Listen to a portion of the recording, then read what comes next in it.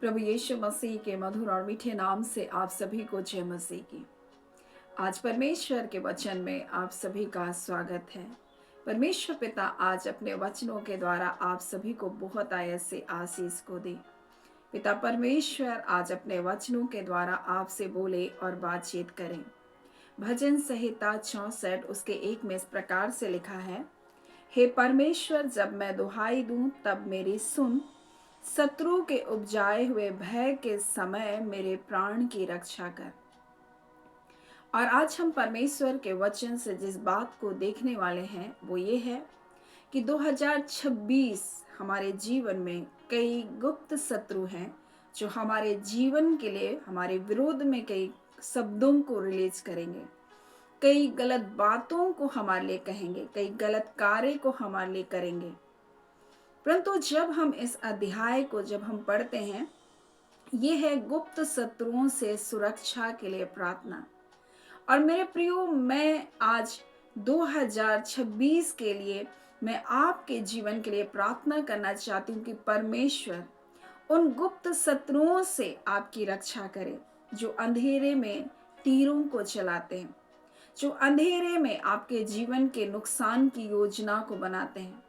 और यहाँ पर जब हम पढ़ते हैं तो इस प्रकार से लिखा है, हे परमेश्वर, जब मैं दुहाई दूं तब मेरी सुन। मेरे प्रियो, जब आप दुहाई देंगे परमेश्वर इस 2026 में आपकी सुनेगा और शत्रु के उपजाए हुए भय के समय परमेश्वर आपके प्राण की रक्षा करेगा। और परमेश्वर पिता आज इस वचन प्रतिज्ञा के द्वारा वो कहना चाहता है, जब तुम मुझसे प्रार्थना करोगे मैं तुम्हारी सुनूंगा और शत्रु के उपजाए हुए भय। मेरे प्रियो, शत्रु हमारे मन में कई प्रकार के भय को उपजाता है और कई बार हम उसे समझ नहीं पाते। हम सोचते हैं ये परिस्थिति वश है, ये मेरे जीवन में ये बातें आ रही है और हम सोचते हैं ये तो समस्याएं हैं और इस कारण हमारे जीवन में भय आ रहा है। परंतु मैं आपको बता दूं, वो गुप्त शत्रु होता है जो हमारे अंदर भय को उत्पन्न करता है।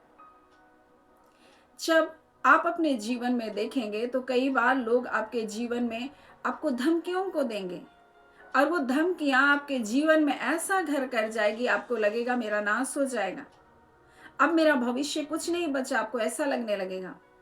जब कोई बीमारियां आएगी तो आपको लगेगा मैं अब मर जाऊंगा। ये शत्रु का भय है और शत्रु कई तरह से मनुष्य के जीवन में भय को लेकर आता है। शैतान कई तरह से आपके जीवन में भय को इसलिए लेकर आता है मेरे प्रियो, ताकि आप जब उस भय को अपने जीवन में स्वीकार करें तब वो आपके जीवन में काम करेगा। परंतु जब आप परमेश्वर के ऊपर भरोसा रखेंगे, जब आप परमेश्वर के वचनों के ऊपर भरोसा रखेंगे, क्योंकि वो स्वयं कहता है जब तुम परमेश्वर को पुकारोगे, परमेश्वर से प्रार्थना करोगे, वो तुम्हारी सुन लेगा, क्योंकि परमेश्वर हमारे पक्ष में है और शत्रु के उपजाए हुए भय के समय वो हमारे प्राणों की रक्षा करेगा। इसलिए मेरे प्रियो, आज परमेश्वर अपने वचन के द्वारा मैं बताना चाहता है 2026 में कई प्रकार के भय को शत्रु आपके जीवन में लाना चाहेगा, लेकिन मैं आपसे कहना चाहती हूँ आप भयभीत ना हो, आप ना डरें, क्योंकि परमेश्वर ने अपने वचन में हमसे बारंबार हर दिन के लिए और पूरे साल के लिए परमेश्वर ने कहा है हमसे कि तुम मत डरो। परमेश्वर कहता है तुम मत डरो। और शत्रु जब कभी भी तुम्हारे मन में भय को उपजाएगा, लगेगा तुम्हारा प्राण नाश हो जाएगा, लगेगा तुम्हारा भविष्य अंधकार में है, लगेगा अब मेरे जीवन में कुछ नहीं हो सकता है, उस समय आप परमेश्वर को पुकारें और परमेश्वर आपके सुनेगा, क्योंकि परमेश्वर की प्रतिज्ञा है, मैं तुम्हारी सुनूंगा। और परमेश्वर का वचन इस प्रकार से इसी अध्याय के भजन संहिता 64 के 6 में लिखा है, वे कुटिलता की युक्ति निकालते हैं और कहते हैं हमने पक्की युक्ति खोज कर निकाली है। और जब आप इसके 4 में पढ़ते हैं तो इस प्रकार से लिखा है, छिप कर खरे मनुष्य को मारे, वे निडर होकर उसको अचानक मारते भी हैं। यानी शत्रु इस रीति से गुप्त तरीके से कार्य करता है। परंतु परमेश्वर क्या कहता है? परमेश्वर कहता है परंतु परमेश्वर उन पर तीर चलाएगा, वे अचानक घायल हो जाएंगे वे अपने ही वचनों के कारण ठोकर खा कर गिरेंगे, और जितने उस पर दृष्टि करेंगे वो सिर हिलाएंगे, क्योंकि परमेश्वर के लोगों को चुना।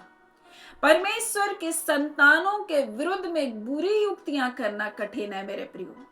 और मैं कहना चाहती हूँ आपसे, आप परमेश्वर के संतान, और शत्रु गुप्त रीति से जरूर बहुत सारी योजनाओं को बना रहा होगा आपके जीवन को अचानक नाश करने के लिए। परमेश्वर का वचन कहता है वो अचानक परमेश्वर उन पर तीर चलाएगा और अचानक वे घायल हो जाएंगे। वे अपने ही वचनों के कारण ठोकर खाकर गिर जाएंगे।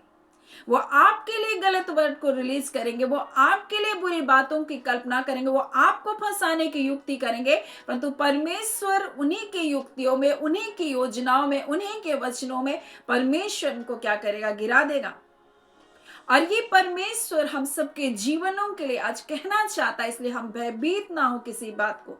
शत्रु कई प्रकार के भय को हमारे अंदर इस 2026 में लाना चाहेगा, क्योंकि बिना भय के वो काम नहीं कर सकता है। जब तक आपको भयभीत ना कर दे, जब तक आपके अंदर डर ना ला दे, तब तक वो आपके जीवन में काम नहीं कर सकता है।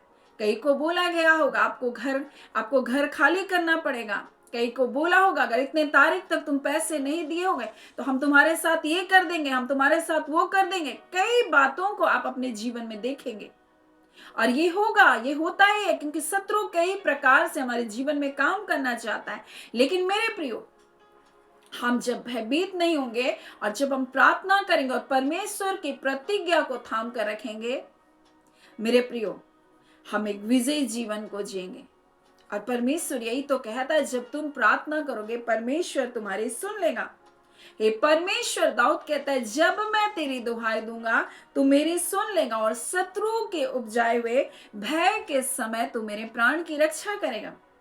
और ये दाऊद का एक अनुभव है, क्योंकि वो कई बार शत्रु से घिरा, कई बार उसको लगा अब शत्रु मुझको नाश कर देगा, लेकिन वो क्या क्या प्रार्थना किया, दुहाई दिया। वैसे 2026 में हमारे जीवन में परमेश्वर भलाइयों को ही रखा है, बहुत आयत की भलाइयों को रखा है, पहले से अधिक भलाइयों को रखा है, लेकिन वो भय को लाने की जरूर कोशिश करेगा, क्योंकि बिना भय, बिना उसके, ये भय उसका हथियार है, और बिना भय के वो आपके जीवन में काम भी नहीं कर सकता है। परंतु जब आप परमेश्वर की प्रतिज्ञा को थाम कर रखेंगे, परमेश्वर के वचनों को आप थाम कर रखेंगे, परमेश्वर का वचन कहता है वो अचानक ही उन्हीं के तीरों से वो घायल हो जाएंगे। वो अपने ही वचनों के द्वारा लिखा है ठोकर खाकर गिर जाएंगे। वो कहेंगे कि मैं तुमको निकाल दूंगा, और आप नहीं जानते उनके जीवन का क्या होगा। वो कहेंगे मैं तुम्हारा ये नाश कर दूंगा, मैं तुम्हारी हानि कर दूंगा, और नहीं जानते वो अपने ऊपर उन बातों को लेकर आ रहे। परंतु हम क्या करें, हम परमेश्वर के संतान, हम सिर्फ आशीष दें, हम प्रार्थना करें, और परमेश्वर एक बड़ी विजय हमारे जीवन के लिए दिया है। मेरे प्रियो, शत्रु के उपजाए हुए भय के समय परमेश्वर का वचन कहता है वो हमारे प्राणों की रक्षा करेगा, अगर हम प्रार्थना करने वाले। परमेश्वर का वचन कहता है वो अचानक, लिखा है, वो परमेश्वर उन पर तीर चलाएगा और वे अचानक घायल हो जाएंगे। चाहे वो कैसे भी तीर आपके जीवन के लिए बना कर रखें, लेकिन परमेश्वर अचानक उन पर तीर चलाएगा और वो घायल होंगे। ये परमेश्वर हमारे पक्ष में है, तो हमारा विरोधी कौन हो सकता है? वो गुप्त शत्रुओं से हमारी रक्षा करने वाला परमेश्वर है। परमेश्वर पिता इन वचनों के द्वारा आप सभी के जीवन को बहुत आयत से आशीष को दे। आमीन। आइए हम प्रार्थना करेंगे। धन्यवाद देते हैं जीवते सच्चे सामर्थ्य पिता परमेश्वर, खुदान परमेश्वर, इस वचन के लिए जो आपने हमसे दिया। और परमेश्वर, आपका वचन कहता है शत्रु के उपजाए हुए भय के समय आप अपने लोगों के प्राणों की हिफाजत करते हैं, और ना सिर्फ हिफाजत करते हैं परंतु जो गुप्त रीति से योजना बनाते हैं, उनकी युक्ति, उनकी योजनाओं को परमेश्वर आप उन्हीं पर पलट देते हैं। वो सोच विचार करते और सोचते हम अच्छी युक्ति, अच्छी योजना बना कर रखें, परंतु परमेश्वर आपका वचन कहता है मैं वो अपने ही वचनों के द्वारा फंस जाएंगे।